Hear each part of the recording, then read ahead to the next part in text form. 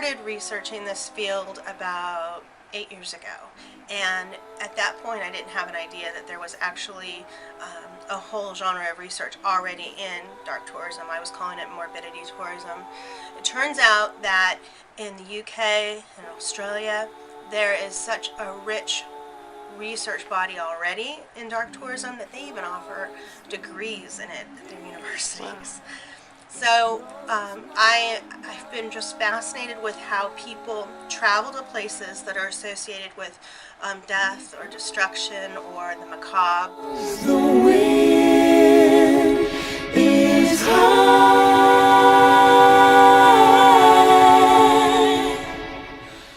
And when I moved to Radford about 6 years ago, I quickly became aware of St. Albans, the old sanatorium across the bridge.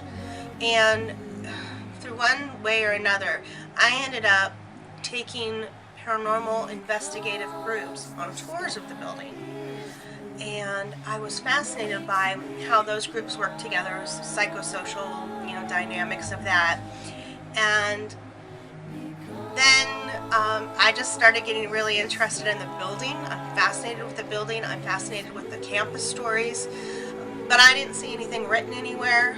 So I started going through Facebook and asking people who'd been on campus and who had an interest in the paranormal, some of the stories that they knew about campus and the hauntings.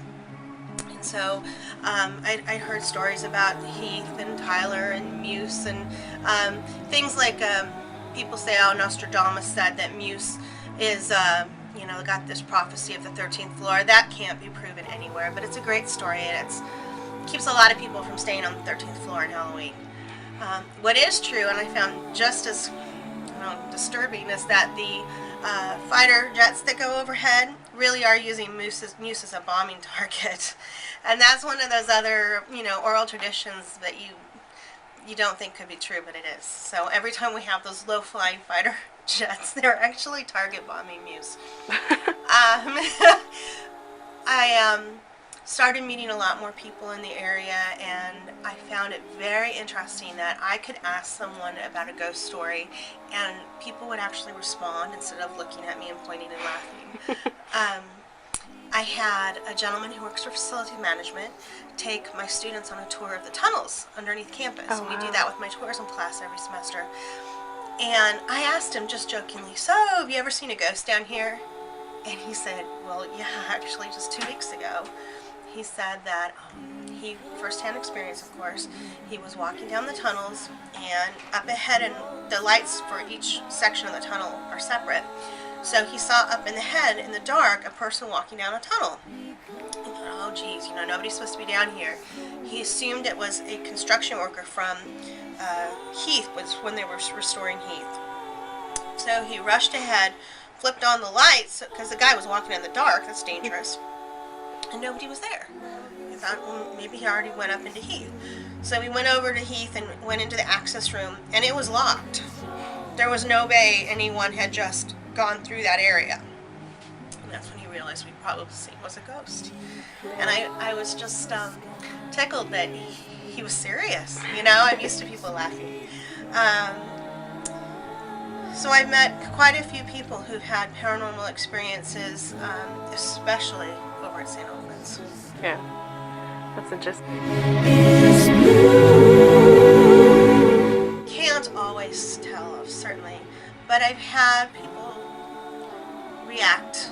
I've had people tell me stories, and I can tell that they truly believe whatever they experience. I had a number of students who had firsthand, paranormal being the word because it was not normal, paranormal encounters, things that they couldn't explain, and I could tell when they would come out of the building and their pupils were dilated and their breathing was shallow and rapid, something happened.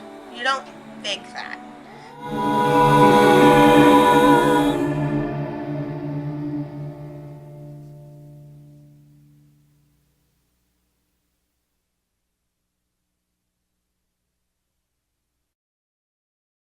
I invite everyone who might be listening and watching this to come out to St. Albans on March 18th. we are going to be having a tremendous event with Dustin Perry, John Zaffis, demonologist, Jason and Grant from Ghost Hunters, the television show. All four of those, plus others, plus live radio and internet broadcast.